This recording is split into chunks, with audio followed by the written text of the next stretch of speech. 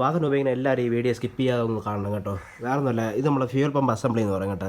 ഇതെല്ലാം കൂടി ചേർന്ന് വന്നാണ് ഫ്യൂൽ പമ്പ് അസംബ്ലി എന്ന് പറയുന്ന സാധനം. നമുക്കിതൊരു പമ്പ് ഡാമേജ് വന്നു കഴിഞ്ഞാൽ നമുക്ക് പമ്പ് മാത്രമായിട്ട് മാറാൻ പറ്റും. ഇതാണ് പമ്പ് കേട്ടോ. ഇതിപ്പോൾ മാരുതിയുടെ സ്വിഫ്റ്റിൻ്റെയാണ്. അതേപോലെ തന്നെ മാരുതി സ്വിഫ്റ്റ്, എർട്ടിഗ, വാഗണാർ ഇതിൻ്റെയൊക്കെ പെട്രോൾ വണ്ടിക്കെല്ലാം പറഞ്ഞതെല്ലാം ഇതേ സെയിം പമ്പാണ് കേട്ടോ. നമുക്ക് കംപ്ലൈൻറ്റ് ഈ പമ്പ് കംപ്ലൈൻറ്റ് ഉണ്ടെങ്കിൽ ഈ അസംബ്ലി ഫുള്ള് മാറേണ്ട ആവശ്യമില്ല. നമുക്ക് ഇത് മാത്രമായിട്ട് മാറാൻ പറ്റും. ഇതിന് ഏകദേശം ഒരു 1800 രൂപയ്ക്കകത്തേ വരണുള്ളൂ കേട്ടോ. അത് പല ബ്രാൻഡിനും പല റേറ്റായിട്ട് വരും. അപ്പോൾ അതിനകത്ത് വരുള്ളൂ ഇതിൻ്റെ റേറ്റ് എന്ന് പറയുന്നത്.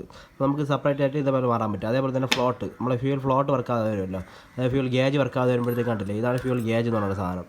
നമുക്ക് ഇതും സെപ്പറേറ്റ് ആയിട്ട് മാറാൻ പറ്റും. അപ്പോൾ വർക്ക്ഷോപ്പിലൊക്കെ കൊണ്ട് കാണിക്കുമ്പോഴത്തേക്ക് ഫ്ലോട്ട് അസംബ്ലി ഏകദേശം 6000-7000 അടുപ്പിച്ച് വരും.